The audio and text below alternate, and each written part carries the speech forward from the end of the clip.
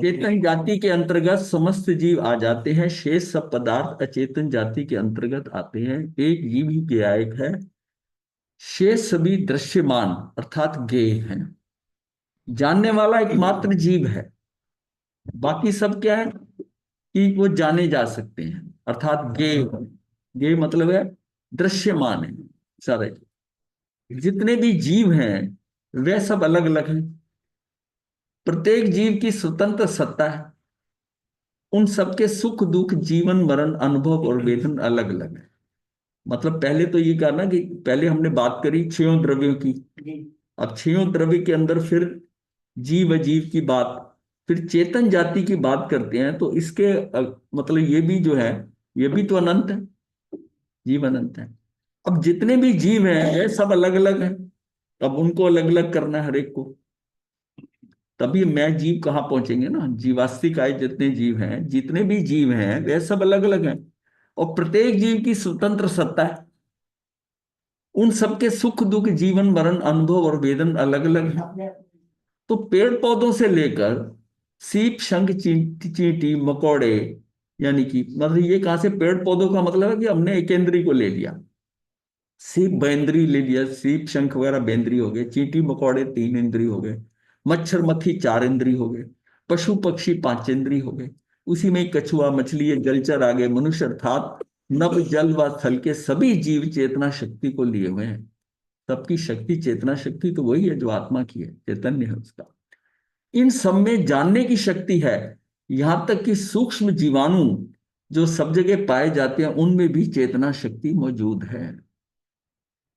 वो जो जो किताब के अंदर सफेद सा कुंथु घूमता है, वो जो है उसमें, उसमें भी देखो थोड़ा सा पेज हिलता है, कैसे दौड़ता है तेजी से, तरसजीवी है ना।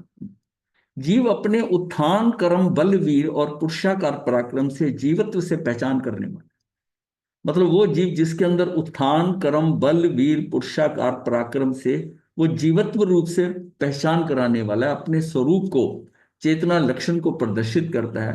तथा पांच ज्ञान तीन अज्ञान चार दर्शन, इन 12 उपयोग में, ये 12 जो उसके उपयोग हैं, ये जो है इनकी पर्यायों में उपयोग युक्त होता है।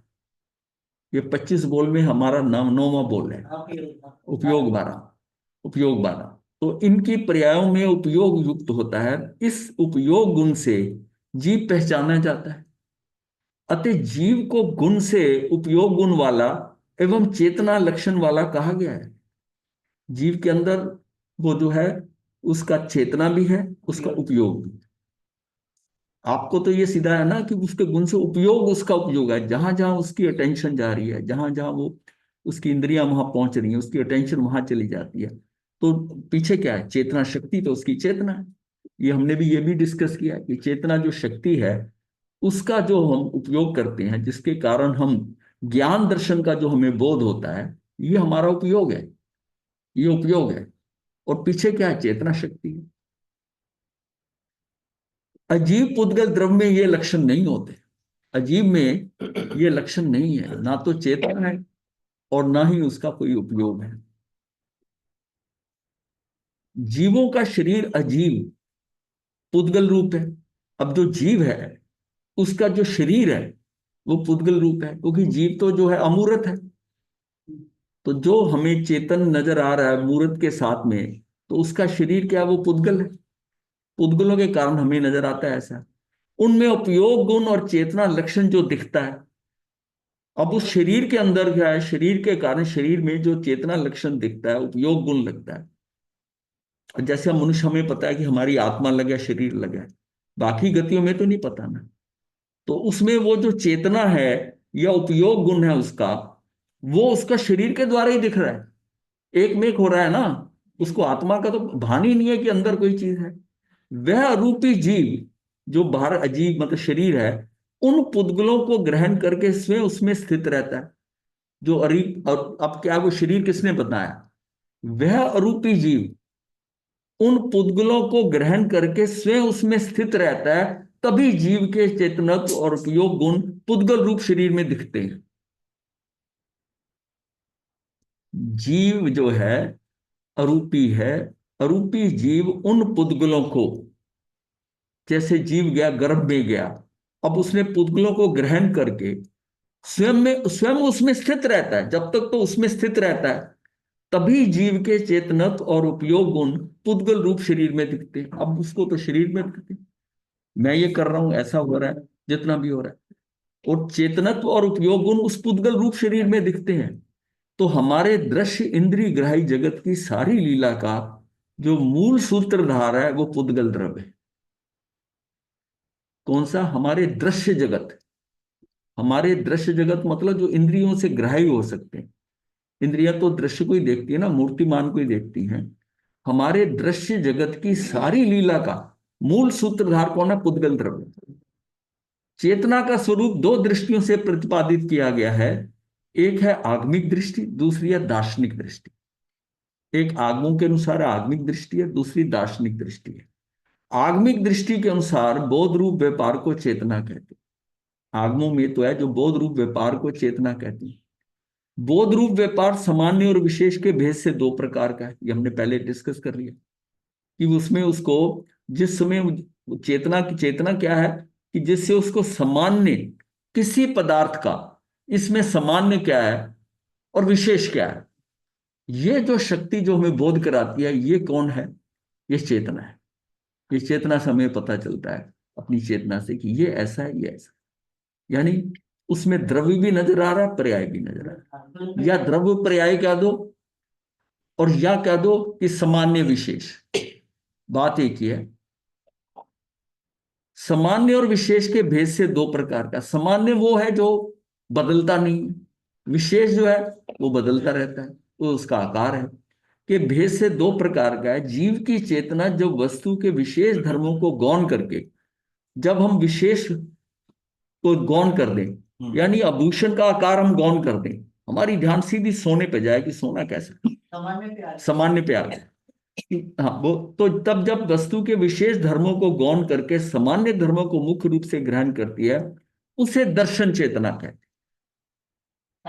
वो उसका अवलोकन कर रहा है, उसको उसका सामान्य देख रहा है कि भाई सोना तो बिल्कुल सही है, बिल्कुल रंग भी ठीक है इसका, ही है। उसको उसके आकार का, ये गहना कैसा है कैसा, उसको उसका कोई मतलब नहीं। इसको हम कई बार अनाकारोपयोग भी कह देते हैं, वो हम आगे बात होगी और जो ज्ञान होता है वो साकारोपयोग होता है। तो इसमें जीव की चेतना जब वस्तुओं के विशेष धर्मों को गौण करके सामान्य धर्म को मुख्य रूप से ग्रहण करती है, तब उसे दर्शन चेतना कहते हैं।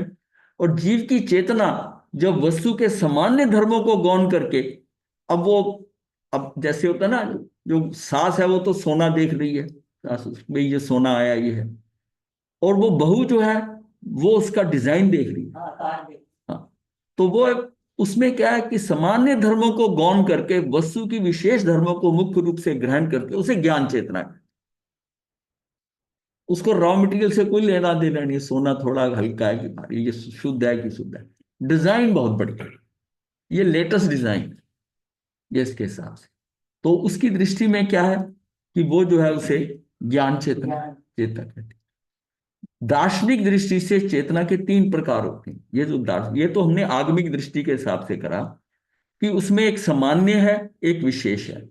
अब दृष्टि सामान्य पे जा रही है, सिर्फ सामान्य पे टिकती है और विशेष को गौण करती है, तो ये हमारी दर्शन चेतना है। मतलब जब हम सामान्य को देख रहे हैं, उसके रॉ मटेरियल को देख रहे हैं, उस चीज वस्तु को देख रहे हैं, तो हमारी क्या है?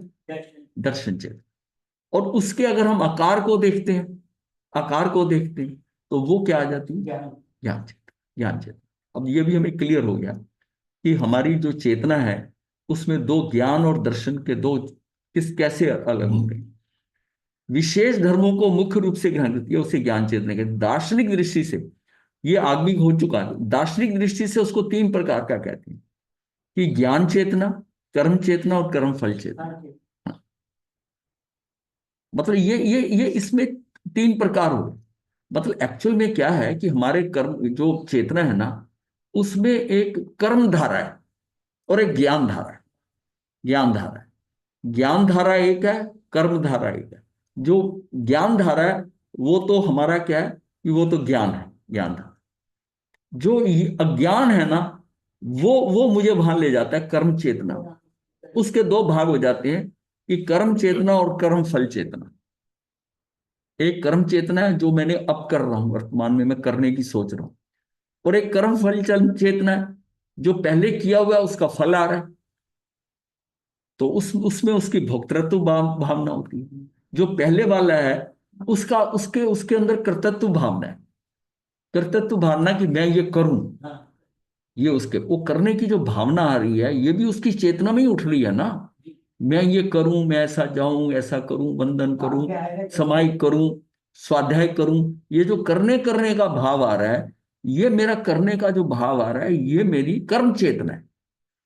और एक ये कर्म चेतना के साथ दूसरे एंगल पे क्या होता है, दूसरी सब है, तो अब मुझे ये वस्तुएं मिल रही हैं, ये कर्मों का फल आ रहा है सामने, वो सारा मिल रहा है। अब उसको भोगने का भाव है कि भाई मुझे मिल रहा है, मैं अपने आनंद में रहूं, तो उसके भोगने का भाव आ जाएगा।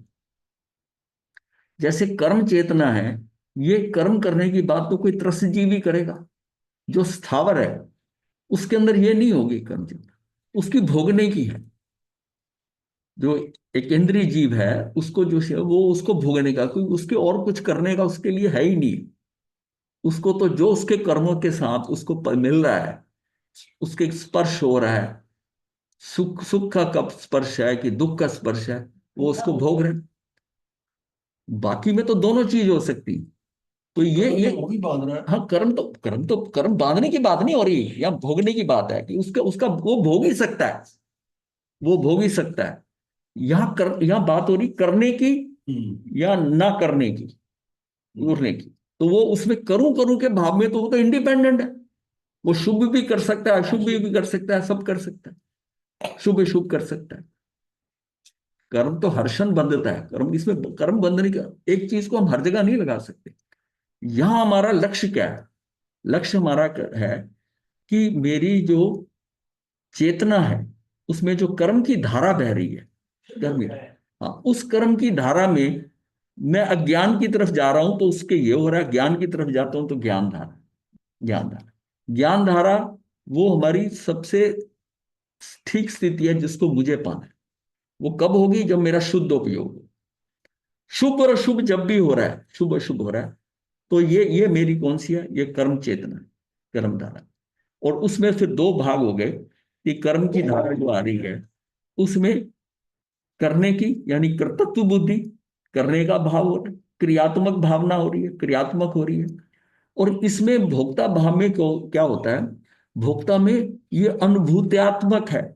आप अनुभूति करना चाहते हो, उसका अनुभूति कर रहे हो, अनुभूति कर रहे हो, तो वो शक्ति है। समझ गए? और ज्ञान चेतना है, वो ज्ञातृत्व भाव का है, उसमें सिर्फ ज्ञान, ज्ञाता दृष्टा, उसको ज्ञान चेतना होगी। इसमें करने और भोगने की बात है। भोगने का मतलब है कि अनुभव में आना। और अनुभव में आना, ये हमारी अनुभव आ रहा है, मतलब इसको पूरा समझना है अपने को। दार्शनिक दृष्टि से तीन हल कर दिए। किसी भी वस्तु को जानने के लिए चेतना का जो ज्ञान रूप परिणाम है, वो ज्ञान चेतना है। मैं अलग हूं, मेरा शरीर अलग है, तो मानना कि ज्ञान चेतना का द्वार उद्घाटित हो गया। जब मुझे ये समझ में आ गया कि मैं अलग हूं और मेरा शरीर अलग है, तो मानना कि ज्ञान चेतना की शुरुआत हो गई, उसका द्वार उद्घाटित हो गया। आपकी ज्ञान की पहली चिंगारी, जो पहली जो स्टार्ट हुई है, वो क्या हुई आपके अंदर कि मैं अलग हूं और मेरा शरीर अलग है। जब तक ये नहीं पता, वो ज्ञान चेतना वाला मामला ठप है उसका। हाँ, कषाय के एक बात उदय से। बताएं, हाँ जी। ये जो आपने ऊपर बताया कि चेतना के तीन प्रकार है, हाँ जी। तो यही ये बेटर नहीं रहेगा कि ज्ञान चेतना एक साइड में होगी और कर्म चेतना दो पार्ट्स में आ गए? क्योंकि अगर ज्ञान है तो फिर हाँ कर्म और हाँ, कर्म फल नहीं वो होगा। दो पार्ट वही करना। हमने वो हाँ। बात करी, ज्ञान, ज्ञान की धारा, ज्ञान की धारा बहनी शुरू हो जाती है। हम्म। और दूसरी तरफ क्या होता है कि कर्म की हाँ। धारा। अब हाँ। जब कर्म की धारा है, तो उसमें कर्म शुभ भी हो सकता है, कर्म अशुभ भी हो हाँ। सकता है। ठीक है, तो उसका समझ डिवीजन अलग हो जाता है। समझ और फिर उस कर्म के अंदर जब कर रहे हैं, तो अनुभव भी बात आती है। देखिए, हमारी जो चेतना है ना, उसका काम क्या है? जानना, जानना काम है।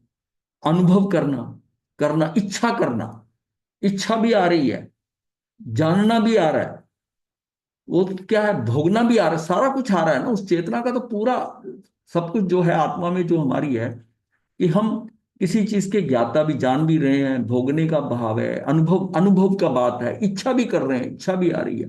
अपेक्षाएं कहाँ से आ रही हैं, इच्छाएं कहाँ से आ रही हैं, वो भी उसी में ही है, उसी में ही है। ये मेरी अज्ञानता है। ज्ञान में ये कुछ नहीं आएगा, ज्ञान धारा में ये कुछ नहीं होगा। ज्ञान धारा में आगे जो इससे और क्लियर हो जाएगा, कषाय के उदय से चेतना का जो क्रोध आदि रूप परिणाम है, कषाय के उदय से चेतना का जो क्रोध आदि रूप परिणाम है, वह कर्म चेतना है। भोजन अच्छा है या घटिया है, इसके साथ दो बातें जुड़ी है, राग की चेतना और द्वेष की चेतना, यानी कि कर्म की चेतना। इससे कर्म का बंध हो जाता है। जैसे आपने राग द्वेष करा, उसको अच्छा या खराब कहा भोजन को, तो कर्म का बंध हो गया।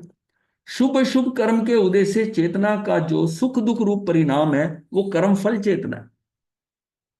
शुभ शुभ कर्म के उदय से, अब कर्म उदय में आया, मेरा शुभ आया कि अशुभ आया। अशुभ आएगा कर्म तो मेरा उस वस्तु का अभाव हो जाएगा। शुभ आया तो मुझे जो चाहिए वो प्राप्त हो जाएगी, वो अपने आप आएगी, प्राप्त हो जाएगी। उदय से चेतना का जो सुख दुख रूप परिणाम है, वह कर्म फल चेतना है। मेरे कर्मों का फल आ रहा है। व्यक्ति कर्म फल चाहता है, अच्छा फल चाहता है, ज्योतिषी के पास जाता है, कुंडली दिखाता है, हाथ की रेखाओं का फल जानना चाहता है। ये इच्छा तो है ना अंदर। दूसरी रीति से उक्त तीनों भेदों का अर्थ किया जाता है कि जिस जीव का ज्ञानावरणी, दर्शनावरणी, मोहनी और अंतराय, अंतराय में भी वीर अंतराय विशेषता है, रूप घाटी कर्मों का उदय है। उन कर्मोदय के कारण जिस जीव की चेतना शक्ति अविकसित है, अतः जो इष्ट अनिष्ट रूप कोई भी कार्य करने में असमर्थ है, ये जैसे कुछ कार्य करने में असमर्थ है, जो प्रधान रूप से कर्म फल का वेदन करता है, उसे केंद्रीय जीव की चेतना कर्म फल चेतना है। उसके पास कर्म फल चेतना, उसका जो आ रहा है ना, वो कर्म फल का वेदन प्रधान रूप से, मुख्यता क्या है कि वो कर्म फल वेदन करता है, उसे केंद्रीय जीव की चेतना कर्म फल चेतना है। ये कर्म फल की चेतना बहुत प्रगाढ़ है।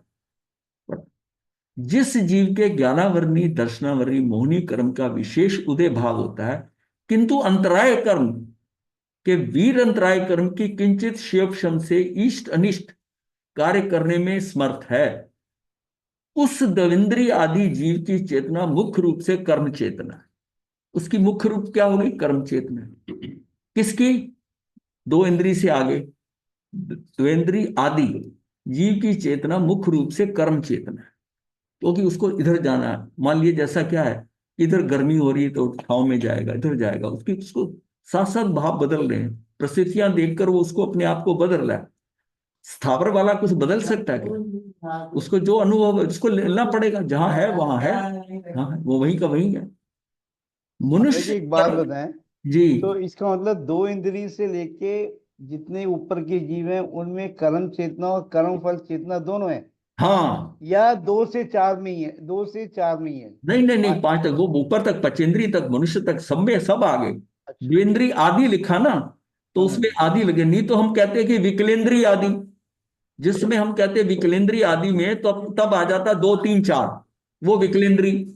और पचेंद्री इंक्लूड करते हैं तो द्वेंद्री आदि कर दिया। जीव की चेतना मुख्य रूप से कर्म चेतना है। मनुष्य मनुष्य कर्म की चेतना और कर्म फल की चेतना दोनों में उलझा हुआ है। ये दोनों में उलझा हुआ है, उलझा हुआ है। और जो तीसरी ज्ञान की चेतना है, वहां तो कोई जाता ही नहीं है। मनुष्य ज्ञान चेतना तक जाने का उपाय करता ही नहीं है। जिसके घाती कर्मों का अशेष क्षय हो चुका है, जिसके घाती कर्म बिल्कुल खत्म हो गए, अशेष क्षय, कुछ भी बचा नहीं, अशेष क्षय हो चुका है, उस जीव की चेतना प्रधान रूप से ज्ञान चेतना है। जिसने घाती कर्म खत्म कर दिए, उसकी उसकी क्या है? ज्ञान चेतना है। उसके अंदर ज्ञान की धारा ही चलेगी, कर्म की धारा ही नहीं होगी। एक अन्य विवेक्षा से भी चेतना के तीन भेद किए गए हैं। परम शुद्ध चेतना, शुद्ध चेतना और अशुद्ध चेतना, इस तरह भी समझ ले। परम शुद्ध चेतना क्या है? केवल ज्ञानियों और सिद्धों में है। उनकी जो चेतना है ना, वो परम शुद्ध है। जिसको हम कहते हैं ना, आत्मा में परमात्मा कह देते हैं। तो यह हम कहते हैं कि जो बाहर होता है, तो उसमें क्या कहते हैं कि जो आत्मा है, और अंतरात्मा जब बनता है, हाँ, हाँ, हाँ, बहिरात्मा से, जब बहिरात्मा से अंतरात्मा बना, तो वो चौथा गुणस्थान हो गया। और फिर वहां से बढ़ते बढ़ते वो बाकी नहीं, ऊपर परमात्मा बनता है 12 में, हाँ। तो वहां वहां बन जाएगा। एक बार वो क्रॉस कर गया, 12 13 में आ गया, तो परमात्मा में आ गया, परमात्मा आ गया।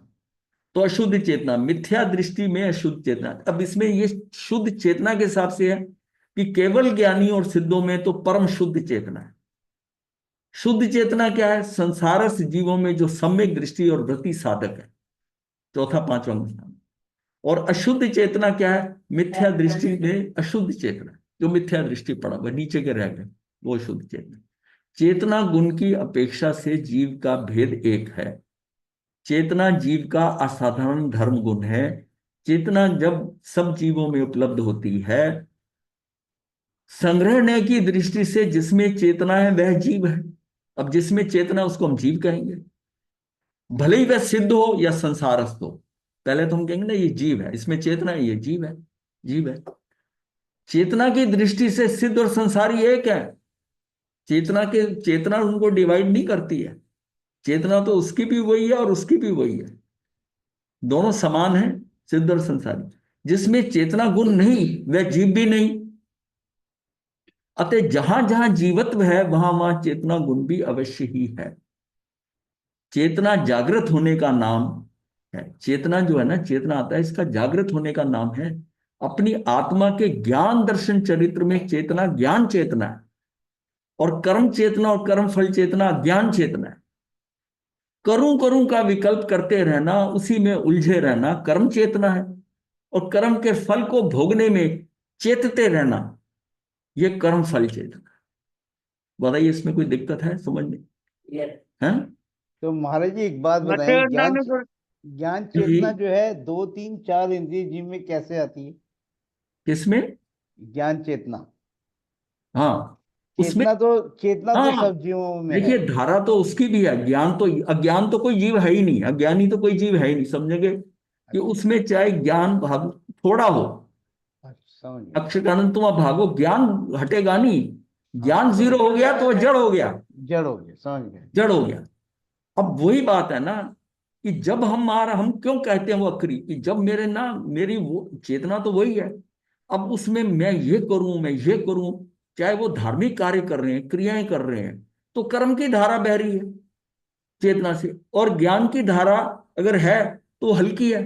ज्यादा जोर किसने कर्म की धारा ने दिया?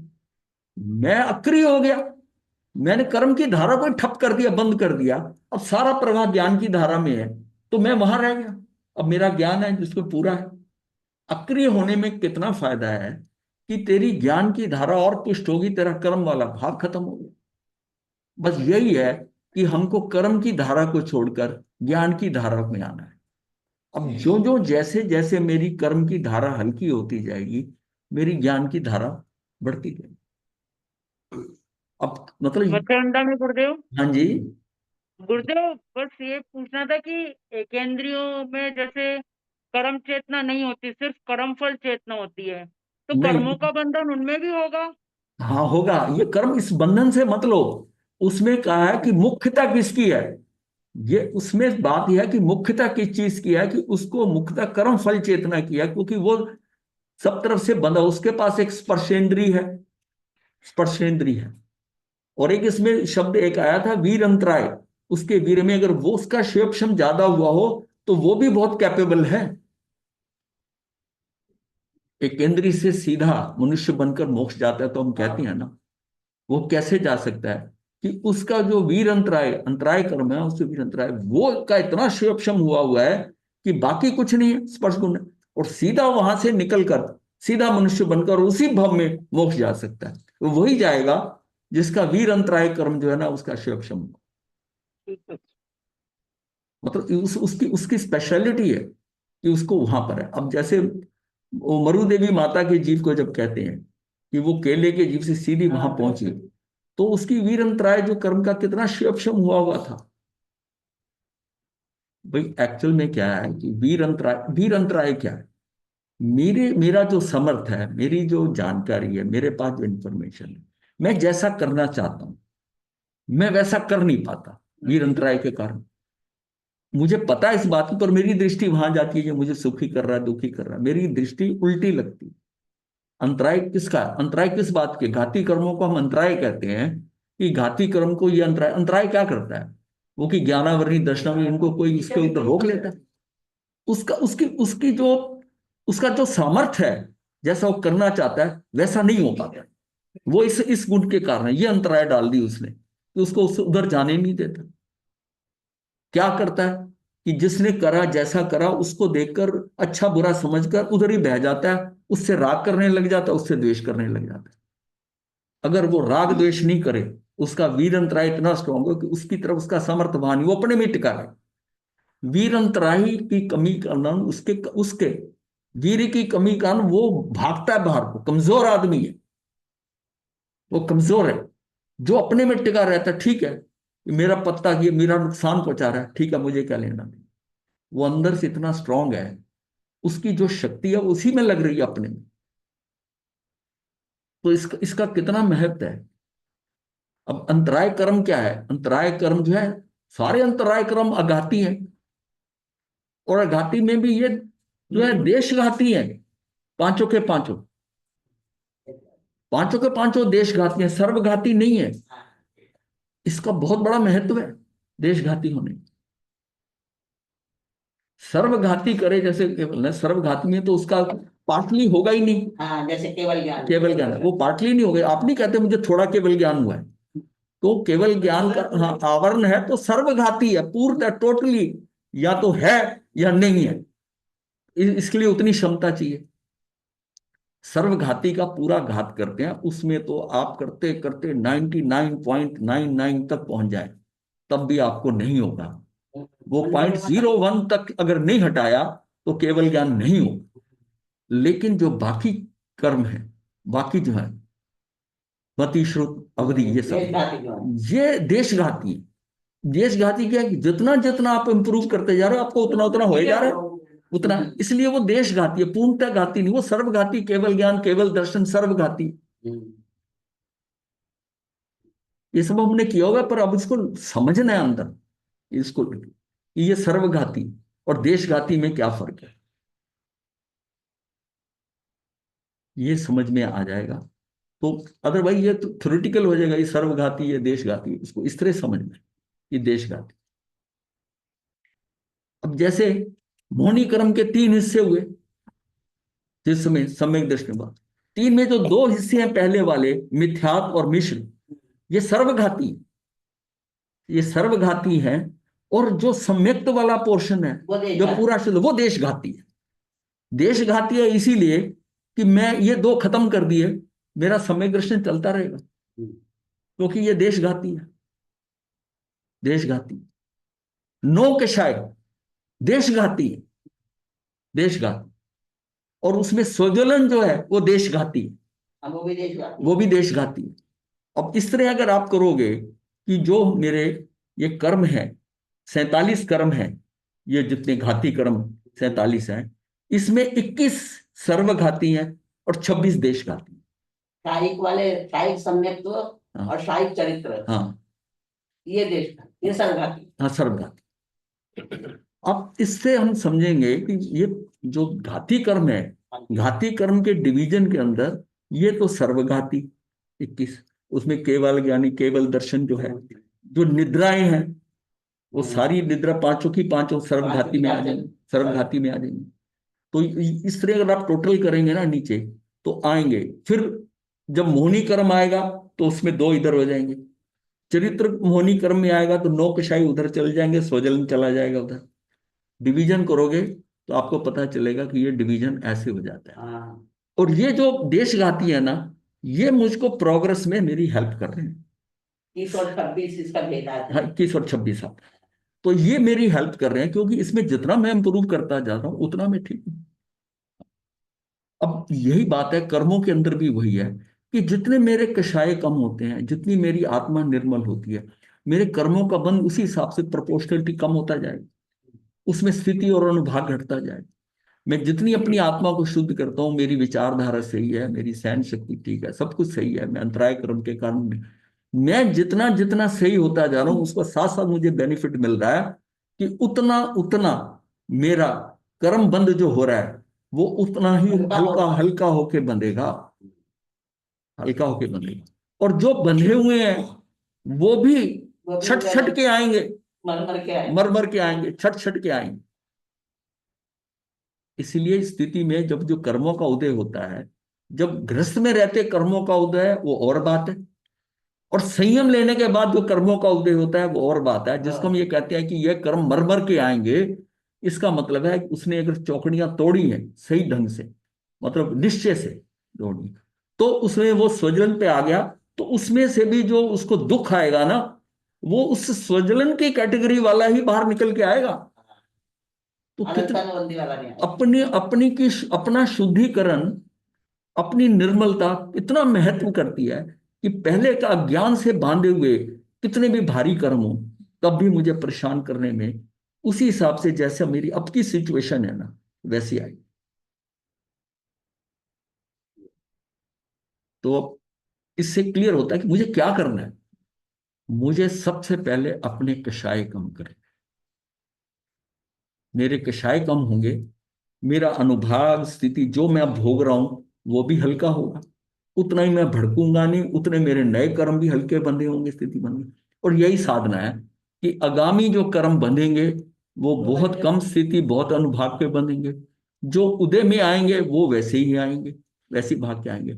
उसमें से एक्सेप्ट जो निकाचित कर्म है और निदित निकाचित, इसको छोड़कर बाकी सब वैसे के वैसे उसको आप बदल के आएंगे। इसलिए निकाचित का अलग अलग कैटेगरी है, निकाचित का वैसा। और उसमें भी अगर आपके अंदर की स्टेबिलिटी, अंदर के कषाय कम हो गए हैं तो उसका प्रदेश उदय तो उतना होगा, अनुभाग नहीं होगा। हाँ किसी बदल सकता है, स्थिति स्थिति अपनी करती ऐसी करती। तो ये इसका मतलब है कि वो भी पुरुषार्थ मेरा, उसमें भी मेरा पुरुषार्थ लग रहा है, इसमें भी पुरुषार्थ, इसलिए पुरुषार्थ को कहीं गौण नहीं किया। अज्ञानता में वो मिथ्यात्व के कारण, अज्ञानता के कारण वो कर्मों का आश्रम आ भी गया, वो कहते हैं उसकी परवाह मत कर, तू अब देख, अब अपने को संभाल कि अपने अंदर तेरे कषाय कम होकर तेरे अंदर निर्मलता आ गई है, सब आ गई है, वो सब आएंगे जैसे जैसे उसमें आके, उसमें भी जितना है ना चतुस्थान जो है ना द्विस्थान तक आते रहेंगे। और अल्टीमेटली जब देखो कि स्थिति बंद खत्म ही हो रहा है उस कर्म का, उसके चतुस्थान द्विस्थान में आकर वो भी खत्म हो जाएंगे।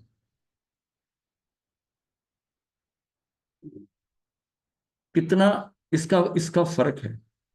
अब जैसे हमारी स्थिति इंप्रूव होती है तो वो जो भारी वाले कर्म है ना उसका विसंवादन विसंयोजन होता रहता है, विसंयोजन होता रहता है, अंदर पड़ा रहता है। और अगर 11वें से गिरेगा नीचे को आएगा सारे जागृत हो जाएंगे। इसका मतलब क्षय कहना जो है ना वो समझने के हिसाब से क्षय होता नहीं है, क्षय होता नहीं है, वो उसको हटा दिया आपने, हटा दिया उसको वो बात हो रही है। शाही हो गया उसने तो शाही कर दिया, हाँ शाही। और शाही इतनी जल्दी ऐसे थोड़ी हो जाएगा, ऐसी थोड़ी हो जाएगा। पर शाही सम्यक वाला भी जब टिप्पीकरण करता है, हाँ 13वें गुण स्थान के अंदर, हाँ तो वहां वो अंश पड़े रहते हैं उसके, हाँ कर्म ये पड़े रहते हैं, टिप्पीकरण करता है, हाँ चटनी बनाता है, मतलब बिल्कुल।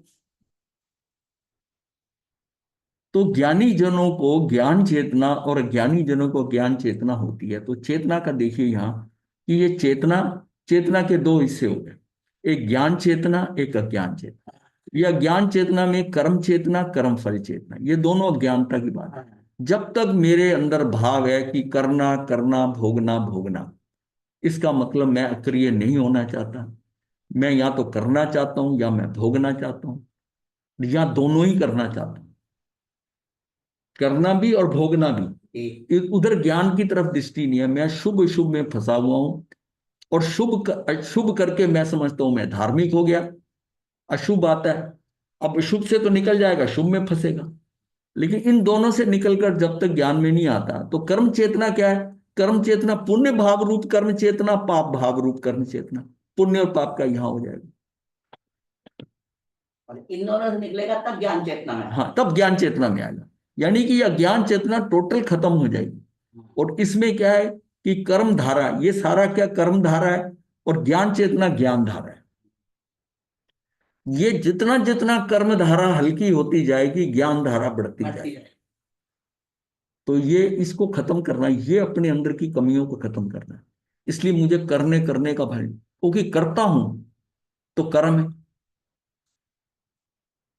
अगर क्रिया करता हूं, क्रिया है तो कर्म है, तो इसका मतलब अक्रिय होना पड़ेगा। अक्रिय होने के लिए कर्मों का नहीं, इवन भोगने का भाव है तब भी उसको भी छोड़े, त्यागे त्यागे। भोगने का भाव भी ना है, करने का भाव भी ना है। ना मैं करूं ना मैं भोगू, ये शुद्ध चेतना है, पता है। ना मैं करूं ना मैं भोगूं, ये ज्ञान चेतना है। ये मेरा शुद्धोपयोग है, ये मेरा शुद्धोपयोग है। जीव के स्वरूप को चेतना कहते हैं। वह सामान्य रूप से एक प्रकार की होती है, किंतु विशेष रूप से, विशेष रूप मतलब क्या है, वो चेतना पर्याय की अपेक्षा से। जब हम कहते हैं जीव के स्वरूप को चेतना कहते हैं, जीव का स्वरूप क्या है, जीव को क्या कहेंगे उसको, जैसे किसी चीज की, वस्तु की जो हमें दिखाई देती है, उसको हम कहते हैं इस रूप से पहचानते। जो चीज को हम रूप से नहीं पहचानते, उसका स्वरूप से पहचानते कि ये क्या करती है, कैसे होती है। तो जीव के स्वरूप को चेतना कहते हैं। वह सामान्य रूप से एक प्रकार की होती है, चेतना तो एक ही प्रकार की है, किंतु विशेष रूप से उसकी पर्याय की अपेक्षा से उसके भी प्रकार होते हैं चेतना के। तो उसमें कौन कौन सी चेतना के तीन कार्य, जानना, अनुभव करना, इच्छा करना। जानना, अनुभव करना, इच्छा करना। जानना मेरी कर्म चेतना है, अनुभव करना मेरी कर्म फल चेतना है, अनुभव मैं करना चाहता हूं। और इच्छा करना, ये जो है, ये भी मेरा एक किस्म से जो इच्छा करता हूं, इन दोनों के रिजल्ट से मैं अनुभव भी कर रहा हूं, जान रहा हूं, एक इच्छा कर रहा हूं, ये अपेक्षाएं कर रहा हूं। असल में जो कर्म बंधन में फंसाने वाली है ना, वो इच्छा करना है सबसे ज्यादा। इच्छाएं खत्म हो जाए ना तो कुछ नहीं, इच्छा करना। आत्मा चेतना रूप परिणमन करता है, और चेतना ज्ञान, कर्म और कर्म फल के भेद से तीन प्रकार की मानी तथा कही गई है। परिणमन करना आत्मा का स्वभाव है, और वह परिणमन ज्ञान, कर्म और कर्म फल रूप होता है। इसलिए ज्ञान, कर्म, कर्म फल ये तीनों ही आत्मा है, ऐसा मानना चाहिए। तीनों है तो आत्मा के सभी चेतना, चेतना में हो रहा है चेतना। यद्यपि भेद भेद न से आत्मा परिणामी है और ज्ञान आदि परिणाम है। आत्मा चेतक अथवा वेदक है। ज्ञान, चेतक का मतलब है कि जिसको ज्ञान का, चेतक, हाँ चेतक है। आत्मा चेतक है, इसी से कहते हैं ना, मुझे चेताया नहीं, मुझे उसका ज्ञान नहीं कराया। ये चेतक शब्द जो है, आत्मा चेतक तथा वेदक है, वेदक अनुभव करने के लिए। जीव चाहे शुद्ध दशा में हो चाहे अशुद्ध दशा में हो, प्रत्येक दशा में वो चेतना रूप ही परिणमन करता है। जीव का परिणमन तो चेतना रूप ही होगा। तो वह ज्ञान चेतना, कर्म चेतना और अज्ञान चेतना के दो भेद बता दिए। कर्म फल चेतना के भेद से तीन प्रकार की कही गई है। राग द्वेष सहित कर्मों के उदय में तन्मय होकर उस कर्म को अपना समझकर उसमें जो मन वचन काया का व्यापार है, सो कर्म चेतना है। मतलब उसके उसमें ना मन वचन काया का व्यापार आ जाता है, ये कर्म चेतना। तथा दुख को और सुख को अनुभव करना, सो कर्म फल चेतना, कर्म फल चेतना। इस कर्म फल चेतना का अव्यक्त यानी कि अप्रकट अनुभव, अर्थात जो हमको यकाचक बाहर से प्रकट नहीं होता, सो एकेंद्रीय जीवों को होता है। शेष सर्व को दोनों चेतनाएं अज्ञान अवस्था में होती हैं। एकेंद्रीय का बहुत अव्यक्त होता है। हाँ, अव्यक्त होता, उसका अव्यक्त होता। अब कर्म चेतना क्या है? पांच इंद्रियों के विषयों को एकत्रित या इकट्ठा करने के भाव को पाप भाव रूप कर्म चेतना कहते हैं। मैं पांचों इंद्रियों के विषयों को एकत्रित या इकट्ठा करने के भाव मेरे होता है कि ये प्राप्त हो जाए, अच्छी सुगंध आ जाए, सुनने को अच्छा भजन, कोई गाना, कोई ऐसा पता चला जाए जो मुझे प्रिय हो। तो पांचों इंद्रियों के विषय को एकत्रित या इकट्ठा करने के भाव को पाप भाव रूप कर्म चेतना कहती है, जिससे आगे कर्मों का बंध पड़ता है। जैसे स्पर्शन इंद्री का विषय, रसना इंद्री का, घ्राण का, चक्षु इंद्री का, श्रोत इंद्री के विषयों को इकट्ठा करूं। ये मुझे प्रिय लग रहा है, ये देखने में सुंदर लग रहा है, ये रंग मेरे पास होना चाहिए, मैं कुछ करूं, ऐसा जो आत्मा में भाव होता है, इससे आत्मा कर्म बंधन में पड़ता है। मैं कुछ करूं, ऐसा जो आत्मा में भाव होता है, इससे आत्मा कर्म बंधन में पड़ता है। और ये दो प्रकार के हैं, पाप भाव रूप कर्म चेतना, पुण्य भाव रूप कर्म चेतना। अब मुझे पाप का तो बड़ी जल्दी समझ में आता है, थोड़े से ज्ञान से भी, ये गलत काम है, ये गलत है, ये गलत है। मतलब एक चोर चोरी करता है ना, वो भी छुप के करता है, उसको भी पता है कि ये गलत काम है। उसको ये नहीं पता कि ये सही काम कर रहा हूं, वो गलती कहे, ये गलत कर रहा हूं। पाप भाव रूप कर्म चेतना, पुण्य भाव रूप कर्म चेतना। मैं अरिहंत देव की भक्ति करूं, गुरु की उपासना करूं, ब्रह्मचर्य का पालन करूं, श्रावकवत अंगीकार करूं, सवृत्ति धारण करूं, इससे अघाती कर्मों में पुण्य बंध पड़ता है। ये पुण्य का बंध करेगा। और घाती कर्मों में मंद पाप कर्म, अप्रशस्त कर्म का बंध पड़ता है।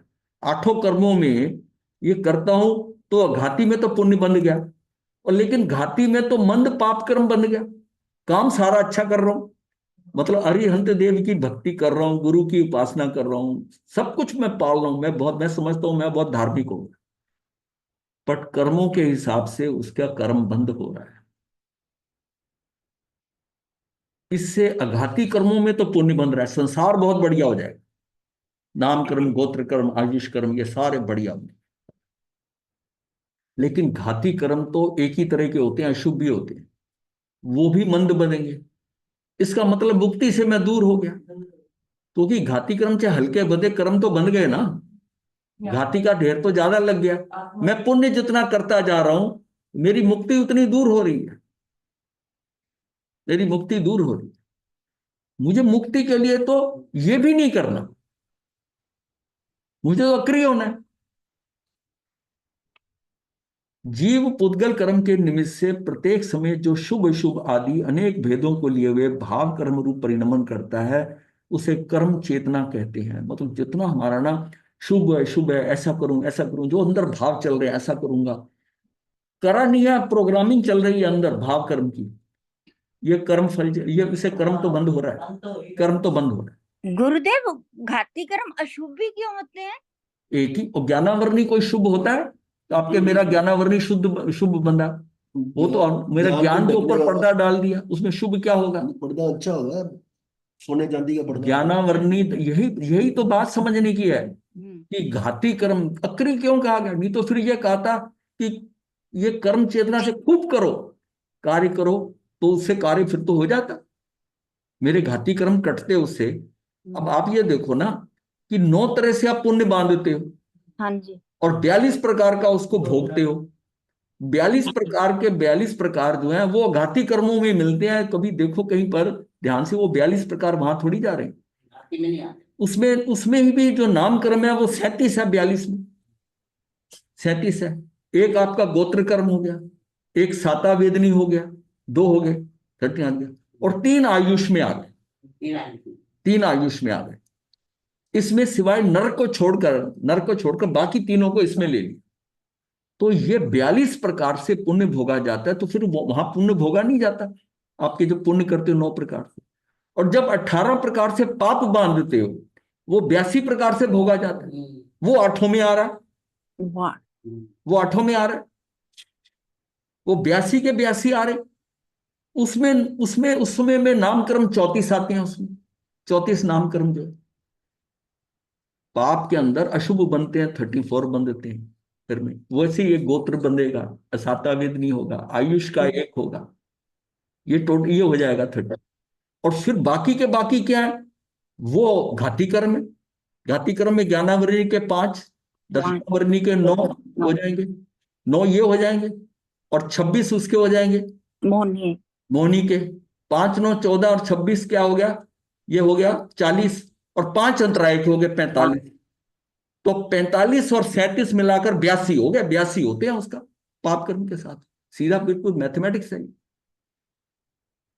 तो मेरे पाप करता हूं तो मेरे घाती कर्म वो कर्कश बनेंगे, जिस जिस डिग्री का, जिस इंटेंसिटी का पाप कर रहा हूं, ये भी उतने तीव्र बनेंगे, इनका स्थिति अनुभाग उतना ही तीव्र होगा, ये बंद।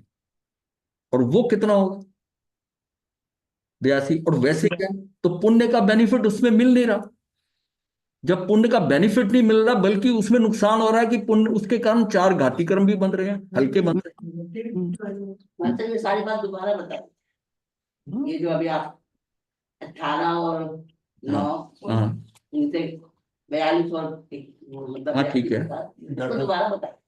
अच्छा ठीक है, निकाल दो डायग्राम को। ज्यादा स्पष्ट ज्यादा क्लियर हो जाएगा इन्हें। अरे हो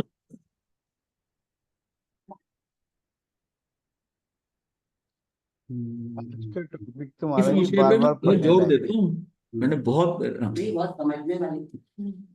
नहीं बार ये बार पढ़ने वाला है। यही तो जन्म मरण खत्म नहीं होता। कहाँ गया वो चीज पे वाला था ये अनुक्रमिका लो ना, डायग्राम। वो इस पे चक्कर में मत फंसो। नहीं ये सारे वो वाला निकालो हाथ का बना हुआ, तब जाने में आसानी रहेगी। ये मत, ये छोड़ो, वही निकालो अनुक्रमिका, उसमें और डिटेल भी सारी आ जाएगी। वो बेटा अच्छे से समझ आएगी। आपके हाथ के भी है इसमें। हाँ वही वही कर दो। 8 बज गई क्या? मैं आ रही हूँ। 8 बज गए। ये ये ऐसे वो डायग्राम निकालो, ये तो ये सब जानते हैं। अनुक्रमिका था ना, यहाँ कहाँ देखा था, ये रहा अनुक्रमिका, ये इसमें था ऊपर है, ऊपर ऊपर थे और ऊपर थे। हाँ यहाँ पर ये पुण्य और पाप दोनों निकालते हैं।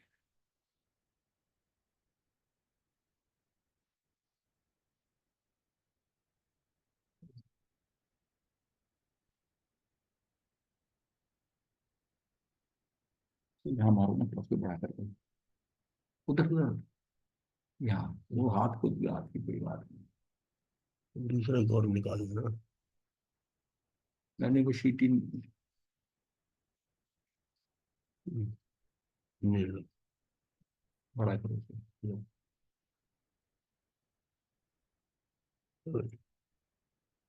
और इसमें छोटा ही रखा है, बड़ा होता कर देते हैं।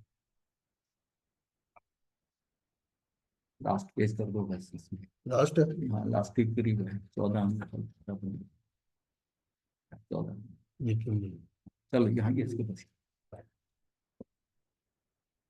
ये देखिए कि पुण्य तत्व कैसे है। करुणा भाव से, अनुकंपा भाव से, अहो भाव से और विनय पूर्वक नमन भाव से 9 प्रकार का पुण्य करना बताया। ये जो अन्न पुण्य, पान पुण्य, लेन शयन और वस्त्र, मन वचन काया और नमस्कार, ये हमारा अन्न पान से ये हो गए 5 जिसमें आपके पैसे खर्च होते हैं। ये मन वचन और काय ये फ्री के हैं। नमस्कार सबसे ज्यादा फ्री का, नमस्कार करने से भी पुण्य बनता है। 9 प्रकार से पुण्य बंध पवित्र विचारों भावों से और शुभ क्रियाओं से बन जाता है। तो पवित्र विचारों से, भावों से, विचार भाव है। मान लिया नहीं भी की क्रिया, तब भी भाव है कि मैं इनको नमन करूं, ये मेरे नमन है, दूर से भी कर दिया। भाव क्या है, भावों से भी हो रहा है और शुभ क्रिया से भी। और पुण्य का फल 42 प्रकार से भोगा जाता है। तो वो क्या है कि वेदनी का एक बताया था, आयुष के 3, नामकर्म की 37 प्रकृतियां और गोत्र कर्म 1। गोत्र कर्म में क्या है कि आपको प्रतिष्ठित एवं लोकप्रिय सामान्य कुल में जन्म मिलेगा, जिसका नाम होगा अच्छा, मतलब ये है। और 37 जो सारी हैं वो ये सब आपको ये मिलेंगी अच्छी। ये आपका व्यक्तित्व अच्छा होगा, आपकी वाणी, आपका सम्मान, ये सारा जो है ना ये अच्छा मिलेगा। 37 प्रकृतियां ये हैं, 3 ये हैं, 37 और 3 40, एक गोत्र कर्म की, एक सातावेदनी की, 42 प्रकृतियों के अंदर आपको ये आपके पास रिजल्ट आ गया जो आपने पुण्य किया है। अब है, अब आ गया पाप तत्व। पाप तत्व का क्या है,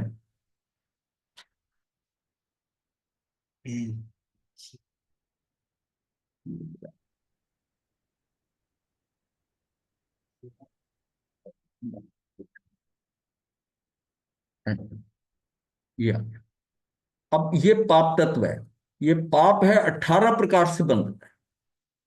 प्राणातिपात, निशावाद, दत्तादान, मैथुन, परिग्रह, यहाँ आ गया। क्रोध, मान, माया, लोभ, राग, द्वेष, कलह, अभ्याखान, पेशुन्य, पर परिवार, रति रति, माया, निशावाद, मिथ्या दर्शन, शल। ये सारे 18 के 18 पाप से सिवा दुष्ट, ये क्या है, 18 प्रकार की दुष्ट प्रवृत्तियों से पाप तत्व का बंध हुआ। पाप का फल ये 82 प्रकार से भोगा।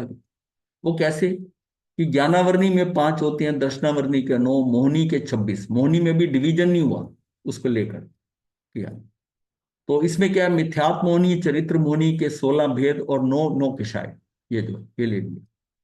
मतलब मिथ्यात्म में मोह एक ले लिया मोहनी कर्म का, और चरित्र मोहनी के अंदर 16 भेद हो गए और 9 किशाए हुए, तो 26 हो गया।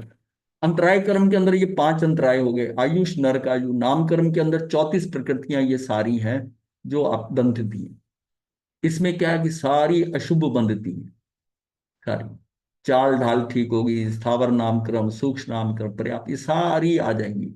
सैनन भी उसके हल्के होंगे। हाँ, नहीं, 5 आएंगे उसमें। हाँ, तो गोत्र कर्म के क्या है, नीच गोत्र और वेदनी कर्म का एक साथ है, ये मिलाकर 82 है। अब ये आप देखिए कि यहां से यहां तक ये गए, मतलब है 45 कर्म तो यहां बच गए, कौन से, घाती, और 37 ये अघाती में गए। ये अशुभ बन रहे हैं, ये अशुभ बनने, कर्कश बनेंगे, उतनी इंटेंसिटी होगी जिस हिसाब से आपने पाप किया है, जैसे कि शायद। तो खेल यही हो गया कि आप कुछ करते हैं तो फंसते हैं, चाहे पुण्य कर लो चाहे पाप कर लो। तो मुक्ति के हिसाब से तो आपका ये मुक्ति दूर होगी, 4 घाती कर्म बढ़ रहे हैं, तो आपको ना तो 12वें में वीतरागता आएगी, ना 13वें में केवल ज्ञान होगा। वहां तक पहुंचेंगे ही नहीं अगर ये कर्मों का ढेर लगा। तो इससे मतलब इससे क्या, अक्रिय होना है। अक्रिय कब होगा, जब ज्ञान धारा में प्रभावित होगा, जब शुद्ध उपयोग होगा। और शुद्ध उपयोग क्या होगा, ना मैं करूं ना मैं भोगूं, मेरा अपने आप शुद्ध उपयोग है। शुद्ध उपयोग में ये थोड़ी इधर मैं उठ के चला जाऊंगा, मैं इनसे हट जाऊंगा तो शुद्ध में हो ही गया।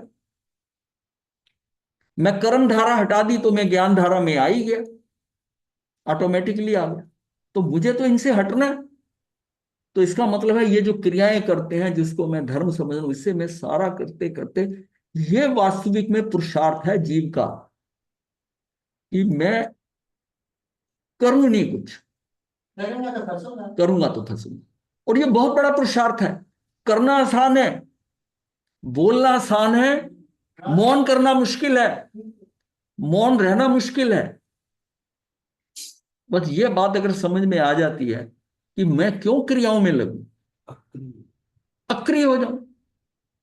और बार बार भगवान ने कहा कि जब तक तेरी मुक्ति नहीं होगी, जब तक तू अयोगी केवली 14वें स्थान में नहीं होगा। और हमने यहां पर क्रियाएं पकड़ ली हैं सारी, मैं ये करूं, मैं ये करूं, मैं ये ना, क्रियाओं में फंस गए। ये अगर समझ में आ जाता है तो बात सारी निपट जाएगी। मुझे 5,000 दे दो। ओके। मैंने चाचा जी के बाकी फ्रूट्स वगैरह।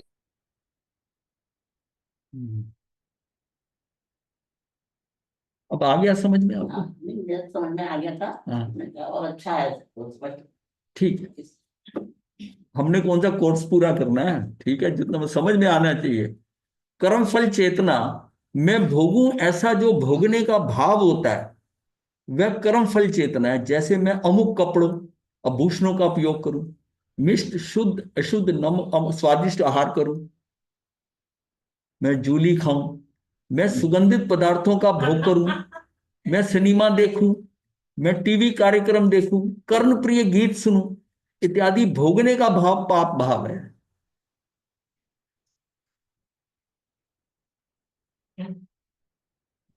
जीव अपने अपने कर्म बंध के अनुरूप जो सुख दुख आदि फलों का अनुभव करता है, उसे कर्म फल चेतना कहते हैं।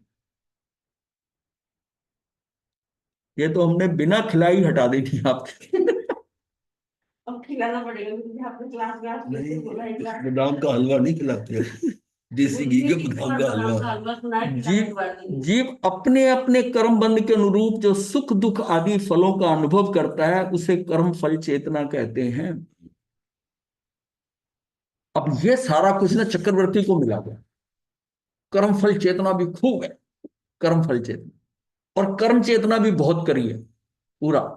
मतलब चक्रवर्ती की कितनी कर्म चेतना कि उसने, मतलब भरत चक्रवर्ती जैसे को 60,000 वर्ष लग गए सारा समेटने के अंदर, सारे खंड जीतने के अंदर 60,000। तो ये देखिए कि कितना कर्म किया होगा उसमें ट्रेवल करते। और फिर उतना ही वो 32,000 राजा, उनकी कन्याएं, वो सारा अब भोगने का भाव आ रहा है। अब ढेर लग गया कर्मों का। अब अगर उसमें वो संतुष्ट चलता है, कर्म भी उसने खूब करा, कर्म फल भी उसको दबा के मिल रहा है, और अब वो कुछ नहीं करता तो 7वीं नरक है, मतलब इतना इकट्ठा कर लिया उसने। और अगर उसको उसको छोड़ देता है, छोड़ता कौन सा है, क्या वो कर्म फल चेतन, फल भोगना बंद, मैं तो जा, इसका मतलब उसको सुख या शांति नहीं मिल रही करने के लिए कर्म फल चेतन, क्योंकि क्रियाओं में लगा हुआ। ये जब समझ में आती है तो वो निकल जाता है बाहर। 12 में से 10 निकल गए तो उनकी स्थिति क्या, और 2 अटके रहे अपने में, 8वां और 12वां। हाँ, तो वो फंसे रह गए, वो 7वीं नरक में चले गए। तो समझ में ये आता है कि उसको भी वहां से हटना, यानी कि कर्म चेतना और कर्म फल चेतना से वो हटना। हमारे पास एक्सट्रीम है कि चक्रवर्ती जितना ना कर्म चेतना ना कर्म फल चेतना है। अब वो तब है जब उसकी ज्ञान की धारा हो जाए, जैसे ऐसा अंदर से क्या जागृत हो जाए कि वो ज्ञान की धारा से ऐसा हो।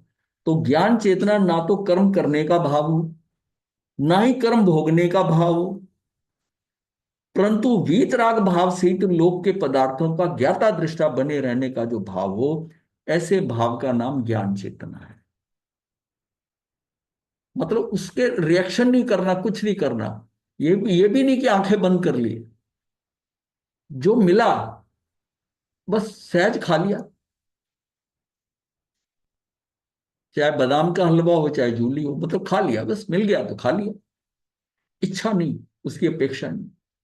देखिए कर्म जो बंधते हैं ना, वो जब कहा जाता है कि भोगते हुए भी अभोगी, भोगते हुए अभोगी का मतलब है कि बिना इच्छाओं के, बिना अपेक्षाओं से जो चीज सामने आई उसका वैसे कर लिया, वो अभोगी है।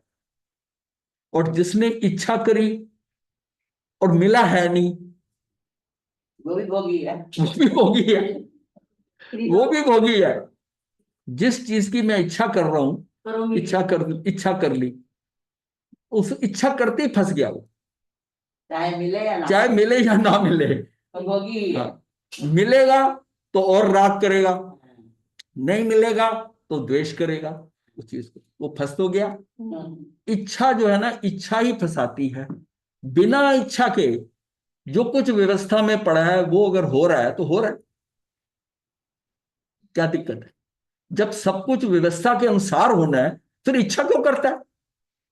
तेरी मर्जी से तो होना नहीं। इच्छा तब करने की आवश्यकता होती है कि जब तेरी मर्जी से होना है तो तू इच्छा कर, तुझे मिलेगा। लेकिन जब होता अपनी मर्जी से नहीं है, व्यवस्था के अकॉर्डिंग वो चीजें आती हैं, जाती हैं, मिलती हैं, सहज भाव से कर लेना। ये अपने अंदर से इच्छा, जो कामना, इच्छा, तृष्णाएं, ये खत्म करनी पड़ेंगी कि मुझे इसके हिसाब से तो मिलना नहीं है। मुझे अगर मांगना है तो मुझे तो मुक्ति मांगनी, मुझे सिर्फ मुक्ति मांगनी है। और फिर कई जगह यह भी भरना है कि तू मुक्ति भी मत मांग, कुछ भी मत है, हाँ ये भी इच्छा है, अंततः इस इच्छा को भी छोड़ दे, पहले लक्ष्य रख मुक्ति का, तब सबसे बच जा, और अंततः उसको भी त्याग दे। तो ये जो है ना, अब कर्म फल, ज्ञान चेतना जो है सबसे बड़ी, ना तो कर्म करने का भाव हो ना कर्म भोगने का भाव, परंतु वीतराग भाव से लोक के पदार्थों का ज्ञाता दृष्टा बने रहने का जो भाव हो, ऐसे भाव का नाम ज्ञान चेतना है। इसी भाव का नाम धर्म भाव है। ऐसे ही धर्म भाव से आत्मा सिद्ध परमात्मा होता है। पदार्थ का विकल्प स्व पर का भेद लिए हुए जीवादिवादी पदार्थों का तदाकार से जानना ज्ञान है। जो जैसी है चीज उसको वैसी ही देखना, जैसा उसका तदाकार उसी तरह तदाकार से जानना है, तो ये ज्ञान है। जिस प्रकार दर्पण एक ही काल में घटपट आदि विविध पदार्थों को प्रतिबिंबित करता है, उसी तरह ज्ञान एक ही काल में स्वपर का भेद लिए हुए विविध पदार्थों को प्रकट करता है। इस प्रकार आत्मा का जो ज्ञान भाव रूप परिणमन है उसे ज्ञान चेतना कहते हैं, ज्ञान चेतना। बस यहां तक अगर हो जाता है तो बहुत बढ़िया। आज तो समझ आना चाहिए ये इसको बेसिक।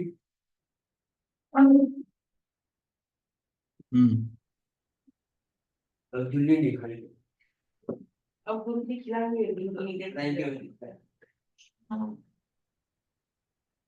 जागृत चेतन। नमो अरिहंतानं नमो सिद्धानं नमो अयज्ञानं नमो विज्ञानं नमो सवसावनं चतारि मंगलम अरिहंतामंगलम सिद्धामंगलम साहुमंगलम केवली पनतो धम्मो मंगलम चतारि लोकोत्तमा अरिहंता लोकोत्तमा सिद्धा लोकोत्तमा साहु लोकोत्तमा केवली पनतो धम्मो लोकोत्तमा चतारि शरणं प्रवज्यामि अरिहन्ते शरणं प्रवज्यामि सिद्धे शरणं प्रवज्यामि साहु शरणं प्रवज्यामि केवली पुनतं धम्मं शरणं प्रवज्यामि चारि शरण सुकर्ण मथे वंदना वंदामि मथे वंदना महाराज। वंदामि गुरुदेव मति वंदामि।